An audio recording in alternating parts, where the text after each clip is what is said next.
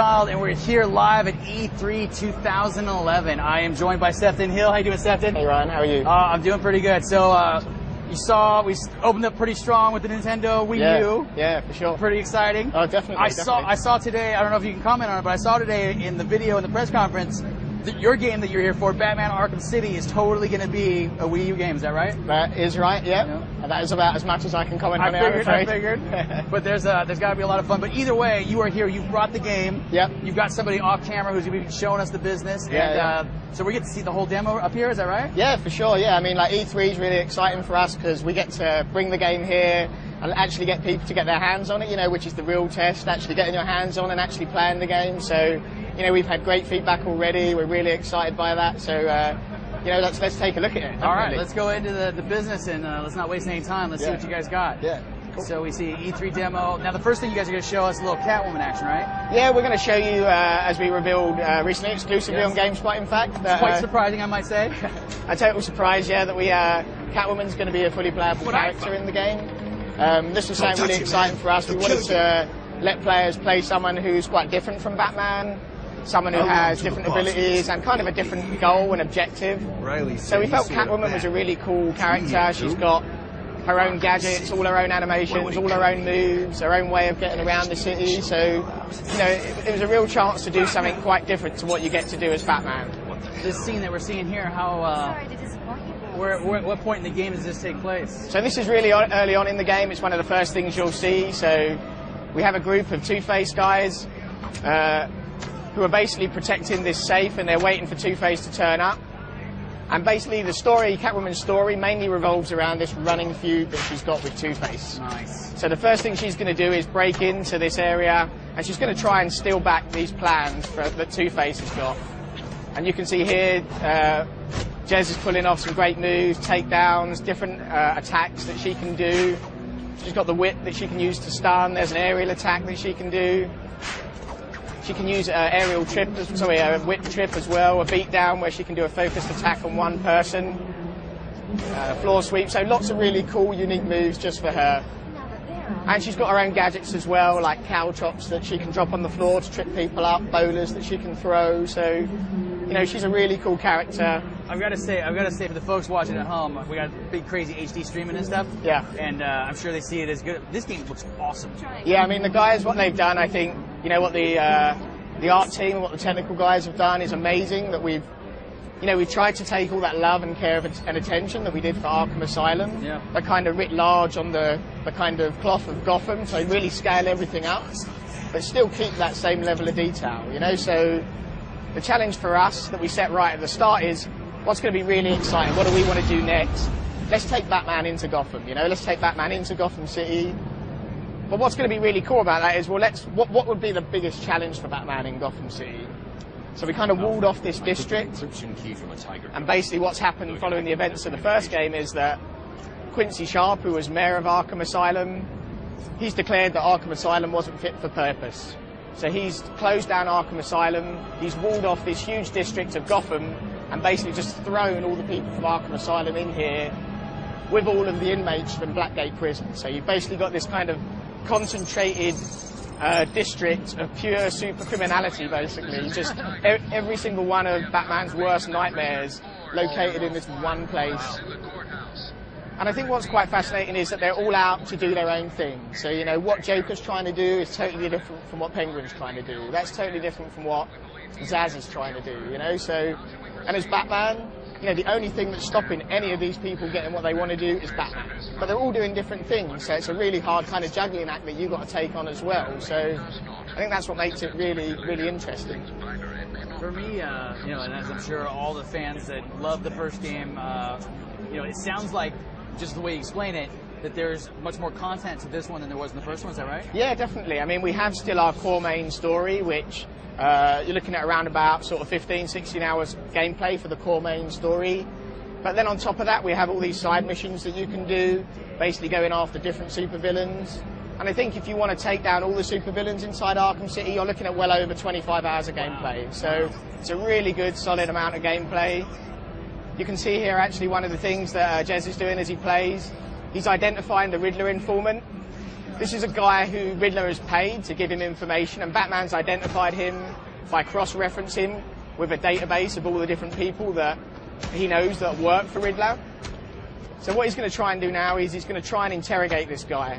He's going to try not to beat him up too much. This is really the skill of this. He's going to try and avoid hitting the guy who's highlighted in green and beat everyone else up in the party and just leave the informant left. So it's quite a skill, it's quite a challenge, and you'll see that hopefully when he does it, it will leave just that guy and he can interrogate him for information on the whereabouts of different trophies in the environment. So one of the things, so you see there's the last guy. So he can interrogate this guy now, lift him up, true Batman style. Oh, wow. And basically find out what secrets Riddler's paid him to play around to sort of toy with Batman. So that's kind of an idea of something that's sort of off the main path. You don't need to do that if you want to hunt down these different secrets. Kind of Riddler's a bit of a spectre in the game. He's kind of a ghost. He's kind of working behind the scenes all the time. He's not like an overt, maneuver like Joker or Penguin, who's really all about brute force. Riddler's all about being smart, being intelligent.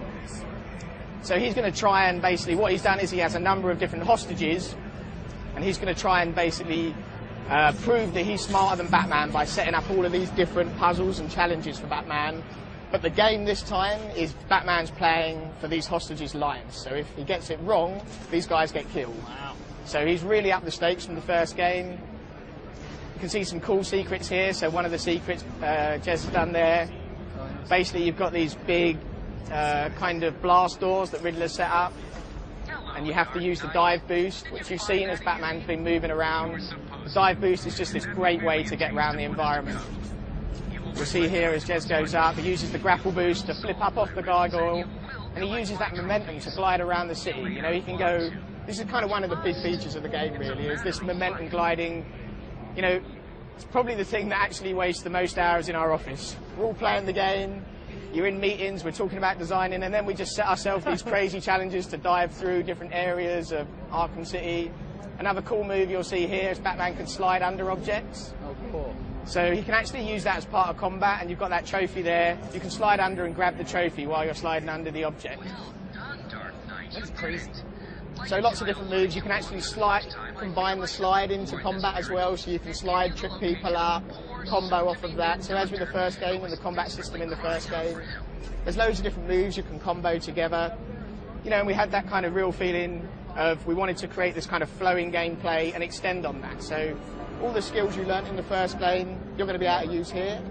But then there's like twice as many combat moves that you can switch in as well. Wow. So loads of different variety in there as well. I mean, when he was working in that crowd of guys down there, when he was avoiding the informant, I was noticing whether you call it the animations or whatever, it just seemed like there was a lot more going on with what he was doing. There's like over twice as many animations in the game. There's twice as many moves that Batman can do. And I think like one of the really cool things is that those are all adding to the gameplay as well. Like one of the things that we try and do, Rocksteady, is make a game that's all about the gameplay. So we're not specialists. We're not here to make big set pieces or big quick time events. We want to put the game in people's hands. We want you to play it, and we want you to have fun with it. So that's what we want to bring here at E3 as well, is kind of give people a chance to actually play it for themselves and enjoy it. And we're really happy that the kind of feedback from people is, which we really believe as well, that this is even better than the first one. I will give you my initial feedback sitting 10 feet away from it for the first time. I will say that the scale, already I'm super excited about the scale, seeing him fly up and seeing that city and floating around. And then the other thing is that I got one personal question I totally got to ask you. Yeah. I had so much fun with the combo challenges they had in the first game. Are those back? Yeah, combo challenges are back. Our challenge maps are back. I can't talk too much about them, but I can tell you they're bigger and better than ever. We've got new features for the challenge maps, and they put a whole new spin on it. So you're still going to be able to do leaderboards, challenge your mates, but there's a whole new element in there, which is really cool. You're going to love it. I hate to talk over the game at all. I'm sure it's obviously loud for us here on stage, but the folks at home, they probably can hear Two-Face talking right now. I've seen him in the trailer. He looks amazing. The one thing I'll ask you as well is with the expanded scale and all the stuff you guys got going on, Is it less of a linear experience then? Do you get to go pick and choose which way you want to go? Yeah, I mean, that's one of the great things with the side missions is basically we do have the main thread, so you've still got that kind of focused story that we had from the first game. But as a player, you can pick and choose when do you want to take on the side missions, when do you want to try and track down Zaz, find out what Zaz is doing, you know, when you want to find out what all these other main characters and supervillains are doing, and what's their angle in Arkham City. You know, everyone's got an angle, everyone's trying to get something out of Arkham City, everyone's trying to turn it for themselves. And as the player, you can choose when you want to do any of those side missions. You know, you're free to dive in and out of them, dip in and out of them as you want. So I think that adds a whole new element to the game. And there's some really cool ones in there, you know, there's some great side, I don't want to ruin any of them, but like some of my favourite moments are in the side missions because they're really unexpected, you know, so you've got the main thread, but you can jump into these things and you'll find out new things about the game and even about the first game that you didn't even realise were happening. The one thing I got to ask you, otherwise I'm sure there's a billion people at home, and I should look at their questions too, is detective mode. I hadn't seen no detective mode actually in these guys. I mean, we've still got detective mode. One of the big things is that you are Batman, so basically, you know, we want to make sure you're still empowered, you're still, you know, you're the goddamn Batman, so you've got to feel like Batman, right? So we're not going to take anything away from the player, you know, we're not going to nerf any of the skills of the player, but at the same time, we've sort of focused detective mode, and we've actually made it more powerful in some ways, but for what you'll use it for. So detective mode is all about hunting down enemies, it's all about tracking enemies, so when you flip to detective mode, you can't see the world quite as clearly, but the enemies really pop. You can pick them out really clearly. And then on top of that, we have like a surveillance scanner, which is part of detective mode, which enables Batman to listen to what everyone's saying in Arkham City. So it keeps him one step ahead. So he can hear all the conversations on the streets that are going on. Is that like based on like the thing that we saw in the movie that he was like with all the crazy... Yeah, kind of like that. He's basically amplifying what everyone's talking about. And you can get hints and tips about what the supervillains are up to, and at the same time, you can also hear people talking about what you've been doing, and it's kind of a great way to see how your actions are impacting the greater world as well. That is very clever. And the one thing before we started talking there, you had a bunch of dudes on the street, and there was a ton of those guys on the street. Yeah. There's more than I ever saw in the first game, right? Yeah, I mean, we've got over twice as many enemies in the fights as well. Wow. So it's something that we really ramped up because, you know, we love the free flow combat system and we got so much positive feedback on it that we wanted to really push that, make the next evolution of that. We didn't want to, you know, we didn't want to do something different. We wanted to take that and evolve it, which is why I say we've got twice as many moves, but twice as many enemies to fight as well. They're coming with new weapons and skills as well. So the supervillains have been watching what you did in the first game, and they're coming back with even bigger things to take you down with. You know? That's incredible. The one thing is, as I look towards our chat room, and I will alert the folks at home if you want to get some questions our way, you can do it through Twitter at GameSpot, or you can also be in the chat room right now.